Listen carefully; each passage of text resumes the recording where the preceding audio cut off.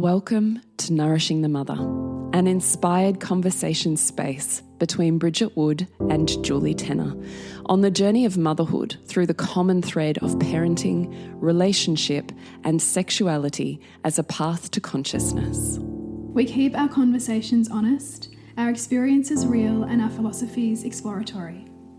We believe that in order to raise incredible humans, we first have to raise ourselves. We know that in order to rock the family, you've got to nourish the mother.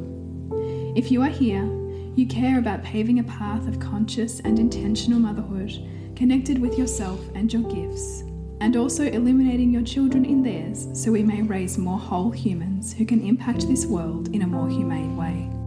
If you desire to integrate your learnings practically and supportively, head on over to bridgetwood.life or julietenner.love to go deeper.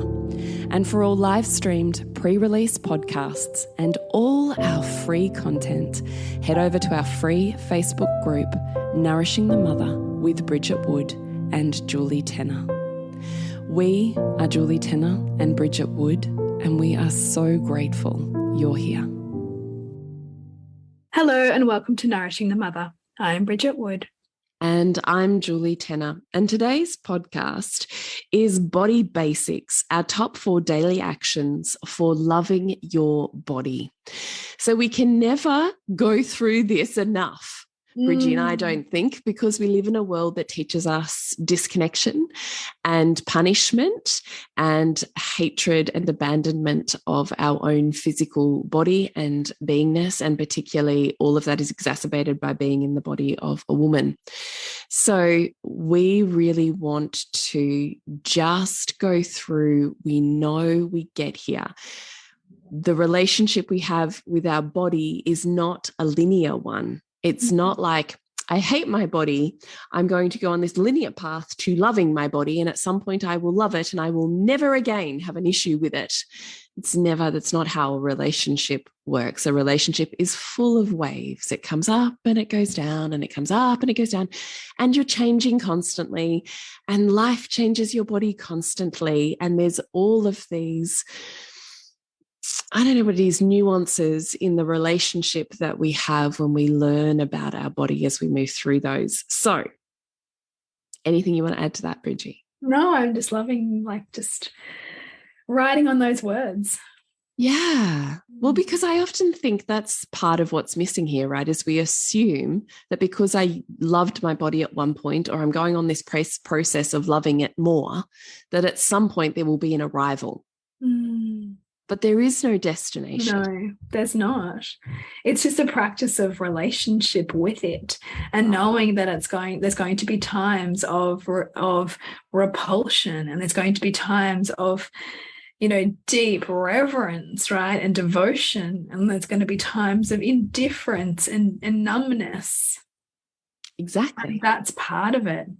But I do think, across our life journey, that that saying, like, youth is wasted on the young, and we can look back look back at the suppleness of our body, or the agility of our body in our childhood or teen or 20s, and realize that at that stage, I don't know about you, but there was so much I disliked about my body. Totally. Yeah. Right. That I was always wanting to make it different or better or not like this. Yeah. Right. And I mean, what I do think that comes with age is more acceptance. But that's how, hopefully for you, it does. But if it doesn't, the extra challenge becomes that we live in a society and a culture that has, a general disdain for aging. So if you put your own resentment up against the cultural disdain for your aging and your softening and your, less than perfect skin and, wobbly bits, then it can be a really painful spiraling process, I think, for many women. And so it's really important that we're having this conversation about loving your body as a practice and finding appreciation for it in all the myriad ways that we can. Exactly. I think you said it 100%, right? That this is the practice of relationship with our body. Because motherhood often will bring us crashing. Each baby that we have can, for many women, bring you crashing back into things you thought you'd previously resolved. Right? Yeah. So, and then you add in any type of birth trauma, or for me, for instance, a prolapse journey. In fact, the other night I was being intimate with my husband and I said, hang on a minute, I need to just take a break for just a hot little second, because I don't want to pretend and I don't want to try and push myself through this. But right now in this room, there's you, there's me, and there's the third person, my prolapse. And I just need this to be here right now, and for you to know this, and not me to try and pretend that third person isn't here and try and shame it, get rid of it, ignore it, just don't look. Like I have been in some of these containers where the whole philosophy is just don't look, just don't touch, just don't see, and you'll think there's nothing wrong. And I'm like, what the fuck? Anyhow, that's a conversation for another day. Yes. But when we're here talking about relationship with our body, right, it's a lifelong process of unveiling. Yes. And it's being in relationship with those things that, you know, you'd rather not be in relationship with, right? Like your prolapse, you know, like that's part of you that has to walk through perhaps like the resentment that you initially feel about having to have a relationship with this, right? And repulsion. All of those things are present. I don't need to pretend that in order to have a healthy relationship with my body, that I don't also have relationship that involves repulsion, irritation, indifference, numbness, disconnection, hatred. Like we are all of it. Relationship is all of it. Yeah, right. So those same things come up in your intimate relationship, because that is the nature of relating. Right. How great is this conversation already? Yeah. So let's move on with our top 4 tips, because we know and expect that we return here. And I don't think that the fact that you return there is the problem. All that matters is what you do when you're there. Yes. That changes everything. Yeah. So our body basics, number 1 is movement. Yes. Because moving your body, I mean, first of all, moving your body helps you, for me certainly, come into appreciation for it and what it can do and how it can feel and where it can take me, you know, like all of that. And then I think when you can appreciate your body like that, it calms down the judgments, or, you know, the need to perfect the things that feel imperfect, because you see how functional it is. Totally. 100%. And we can't underestimate the impact that slow, gentle, rhythmic movement with our body unwinds chronic holding patterns and trauma. Yeah, and like this is one to definitely touch on, because I know that you will too, but certainly having clients, as I do, with, you know, musculoskeletal, like chronic pain, for example, and how a lifetime of holding certain neural pathways begins to, you know, just is entrenched in the body. Yes. And so it's not just about the treatments that you have or the specialists that you see, but it's the lifestyle of relating with it and moving with it that supports how you live with it. Right. Because your body is the map of the mind, right? So everything you've previously thought or believed to be true is literally seen on you now. You look like what you think like. Yeah. So we can't ever separate the mind-body connection. Not really. No. And movement is such a magic way to just offer ourselves other pathways in to connection. We're not expecting anything to change. We're not expecting and layering on pressure of what it should do or how it should perform, or it's only worthy when it gives me these feelings and these sensations, and it's unworthy and open for ridicule when it gives me these sensations. Yes. We're not here to patriarchy our own body. right? You're not. Although we will as a pattern, right? Right. And because we're in the culture that we're in, Yeah. but you've got to see this stuff to change it, right? As opposed to believing this is the truth, is to see the color of the water that you're swimming in. Yeah. And to be like, no, be the change you want to see in the world, right? That starts with me going, no, my child is not only worthy when it conditionally displays these things, and my body is not only worthy when it conditionally displays these things. So how do I be with it like I am with my child in all of those seasons without it needing to be different and without attachment of what it means?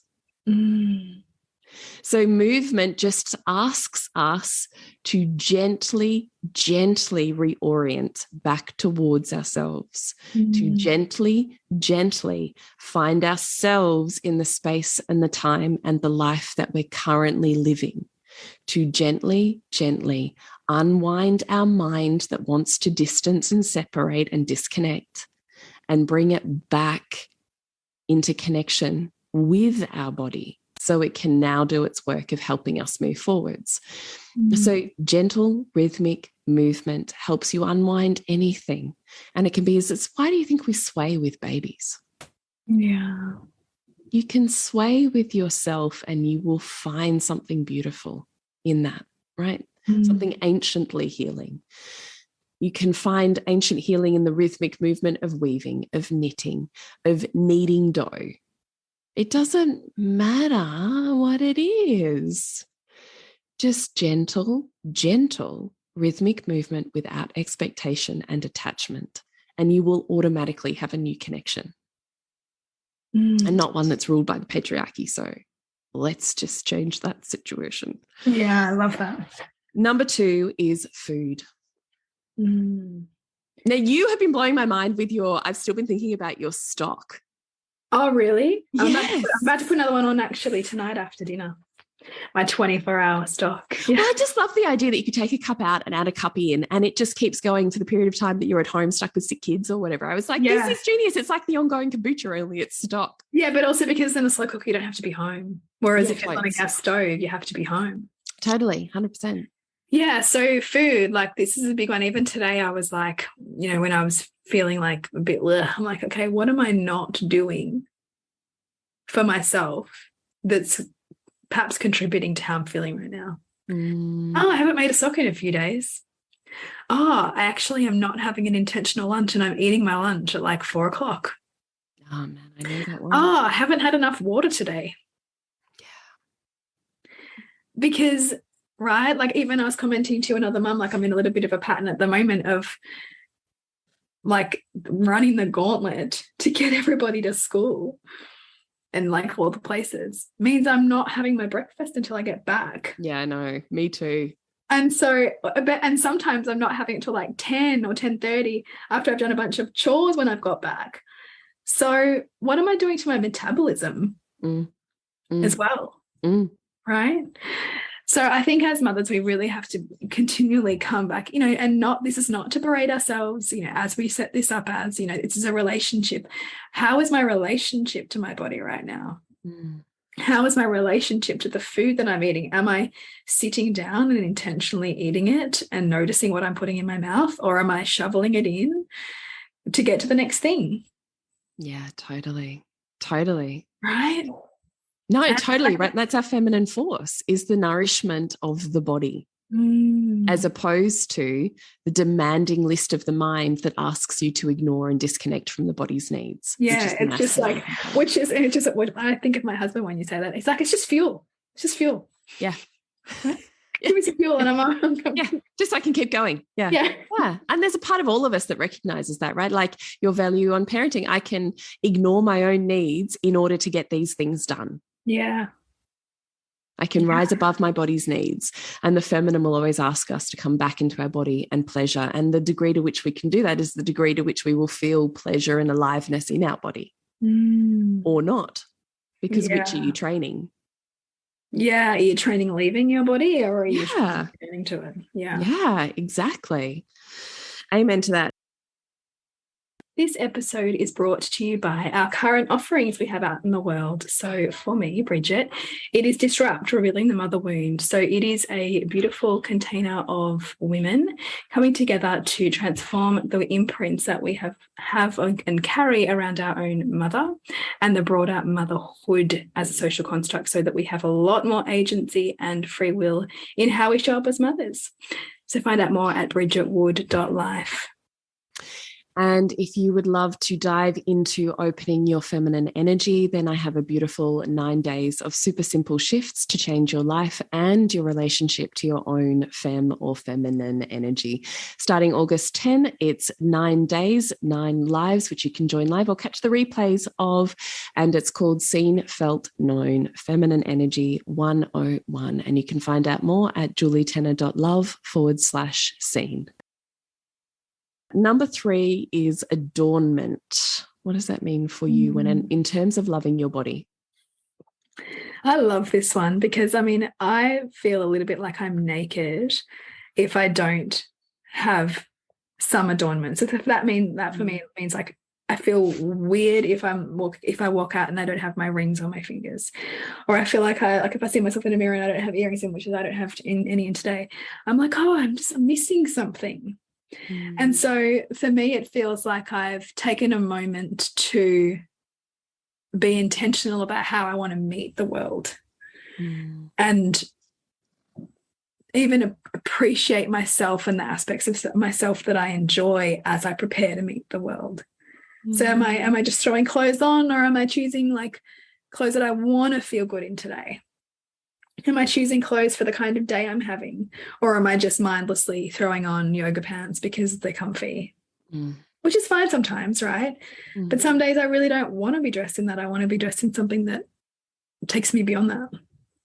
That ups your vibe. That changes. That totally like ups my vibe. It just changes the way that I relate to myself and my potential and my impact on the people I come into contact with, and all of that. Yeah, 100%. I just echo everything that you just said. But often when we're hating our body, we'll want to hide our body. So adornment feels like the last possible step. And what we're asking you to do here is to make it the first possible step, because it is a wonderful way of just coming, okay, all right, so that outfit I don't feel good in right now. Yeah. But what do I feel like celebrates my light, like lights me up, that opens my body and my heart to the world and to other people, that has me wanting to be seen, that has me going, okay, I can have a different relationship with my hips when I wear this outfit versus that one. I can have a different relationship with my breasts when I wear that bra versus this one. Yeah. So you can absolutely alter while you're learning, right? While you're learning how to be the vibe. Sometimes we just need some bridges and some celebration of what we do have that elevates us to the point of not giving a fuck. But it's pretty hard to say I don't give a fuck and have a vibe that's open and has a degree of softness and exuberance and magnetism with it. Yeah. So magnetism comes from your body. And how connected and alive you feel in your body. Yes. Right. So even on the days where the days that I struggle the hardest with my body are the days when I spend the most time considering what I want to wear. The days when I'm high vibing in my body are probably the days I care the least about adornment. Yeah. Because they're the days I truly don't give a fuck and I can live that as a truth. Not I'm saying I don't give a fuck, but internally cringing, not wanting to be seen, feeling a little bit cranky, hating on and judging the other women around me that look fucking amazing. That's not high vibe me. No. So find a way to celebrate your vibe, your energy, your body through consciously choosing what you put on it, which includes your hair, your skin, your underwear, the oils on your body, the way that you tend to it in a shower, the shoes that you choose to wear, right? I mean, the feminine is exquisitely sensitive to sensations and sensory input and feedback, which include, I can wear that pair of shoes and feel fucking on fire, and I can wear that pair of shoes and feel dowdy and horrendous. And for a masculine being, they don't give a shit. It wouldn't change their vibe at all. It's just like shoes are shoes. Right. So that doesn't mean anything about you're pathetic or it's a waste of time. It is simply the feminine force within you celebrates, honors, and amplifies beauty. And that's part of what makes it magnificent. So own that part of you. And that is also like what I notice when I'm in that is how incredibly discerning it is as well. Yes. Right? So it really has to be that pair of shoes really with that pair of laces. And it's funny, like with my daughters, like particularly with Sylvie, I have to really work hard on like that part of me because I'm so like certain about what works and what doesn't work. Like it's like schemes and patterns and I really wanted to have choice and agency, but there's many times that I've said, you can't wear that. Like that just does not work. And like I have to break it down for her because I see it. And my feminine just won't let that shit go. No, I love how exquisitely sensitive it is, though. It's what makes it magnificent. So just don't shame it in yourself. And spend the time, like particularly when I hate the most on my hips. So the days when I spend the most time working out how I can love these curves. Do I need a belt?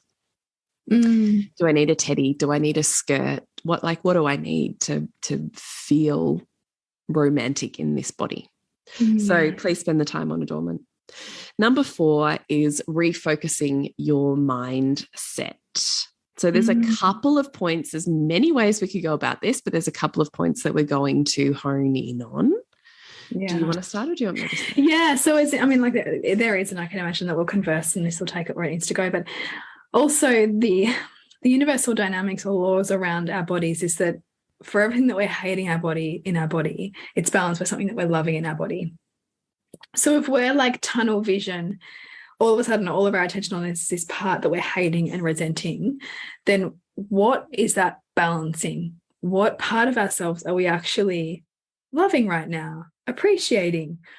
And can we start to like get out of the tunnel vision thinking that says my body is broken, it's all wrong, or like I'm this or I'm that we're defining by the story we have about this one part, and instead look at our wholeness and go, okay, if I'm all parts, how is, my resentment of my tummy balanced by my appreciation of my legs, my face or my hair or whatever that is, so that we can just loosen that grip that our identity has, or even that internalized patriarchy has around our wrongness. Yeah, loosen the grip on wrongness. I love it. Yeah. The other part that I really love to do, which also comes from the DeMartini principles that nothing is missing, or the overarching universal principle that nothing is missing, is that often it's not the thing that we're looking for, it's the meaning we've attached to it, right? So, I mean, I do this with my body often. So if I see myself going, my body's not as hard and fit and tight as it used to be pre-kids, because I used to be fucking gym junkie because I found a way to be, a naturopathic, whole food, only pure things touch my lips, it's just a form of a disorder. But anyway, I had applied it to health and here we were with a hard, tight body. And I miss that part of me. I miss having a hard, tight body that I felt confident in. And so it's very easy to judge the body that I have now as a 40-year-old mum of 4 children to the body I had at 20 of a hard, childless figure. Yeah. It's very hard to find some sort of balance there and make that okay, until I ask myself, okay, so I'm attaching it to a hard, tight body, but what does that mean to me? Because it will mean something totally different to Bridget to what it means to me. A hard, tight body to me means security, confidence, this sense of surety or groundedness in where I am in the world. Okay, so where are those things in my life right now? because they're not missing. I have surety. I have groundedness. I have deep sense of solidness in my life right now. Where is it? So the hard type body is not about, I could look for it within my body, as Bridget just said, that can be a step that you take. Where is it? Where is it counterbalanced? And also, what does it mean to me? Where are those things right now? And they'll be in alignment with our top values. So, okay, I don't have it in my abs, but I do have it in my finances. Well, which would I rather at this point in my life? Thank you. I will take the finances. Yes. I just love this, because when you look, you see the perfection. Yeah. And it's all values. You see that you were creating that it was far more valuable for you to have it in your finances than it was being a gym junkie. Yeah. Yeah. Yeah. So nothing is missing. And that's what we want you to take out of this too. There's always a way to balance your mindset. And as Bridget so eloquently said, to balance your appreciation and loosen your grip on the wrongness of your body or an aspect of it. So we hope you've got something really beautiful out of that podcast. If you have other pillars, we would love you to share them with us. So you can find us on our socials. We're very social on socials. And you can find us at nourishingthemother.com.au. And what have you got going on in the world right now, Bridgie? Yes, I have, beginning tomorrow, or beginning on the 10th of August, is Disrupt Revealing the Mother Wound. So this is what I think is fundamental work for all mothers to really look at, is how I was parented imprinting me now? And also, how is my relationship with the broader social construct of motherhood shaping how I show up? And do I have the agency that I want to have over it? Because otherwise, other people rule us. Our patterns rule us. So if you want to find out more about that, go to bridgetwood.life. And I do think changing your mother wound, or really starting to be held in a process of making that, like having a process for it, as opposed to just like this etheric mother wound that I somehow, have this scattergun approach at, actually having a place to take that will change your life. Like changing your mother aspect within yourself changes your life, right? Oh, and the things, this will be the third time I've run this, third or fourth. And some of the transformations with women are so beautiful. And even just the way in which they come back into connection with their own mother. It's just beautiful. Like it's just beautiful, because you realize so much of it is lineage, and that when you're in these conscious spaces, it's not an accident. You're here to shift things in your lineage, and that is a gift to everybody in it. So perfect. So what about you, Jules? What have you got going on? So you can join for free my 9 days of super simple shifts to change your life and your relationship to your feminine energy with Seen, Felt, Known Feminine Energy 101. So it begins August 10th, runs to the 18th. It's 1 live a day, which you can catch live or join the replay of. And it's 9 days of me walking you through your feminine polarity and simple daily practices that open your mind and your body to amplify your magnetism and recreate a relationship with your own femme energy. You can find out more at julietenner.love/seen. So good. That'll be such a gift. And to get with us, nourishingthemother.com.au. Remember to nourish the woman, to rock the family. And we'll see you on Facebook. Well, maybe if you're in our free group, which you can get, where you get the, what do you call it when you drop them earlier? What do you call it? Pre-release. Like pre-release podcasts. Yeah. Yes. Live streamed. Live streamed. See us in all our glory. And all the faux pas, the whole kit and caboodle. So if that's what you love, definitely find us on Facebook, and you can find all those links on our socials and on our website. But what am I saying? What do you say? I say, remember to nourish the woman, to rock the family. And we'll see you next week when we continue to peel back the layers on your mothering journey. Thank you so much for listening. We literally couldn't do this without you. Please share this podcast with anyone you think it would be medicine for. If you desire to integrate your learnings practically and supportively into your life, then head on over to bridgetwood.life or julietenner.love to go deeper. And if you feel like giving back a little to this free content, please rate us on iTunes or Facebook, all of which helps the podcast reach more mamas who need this type of tonic for the soul.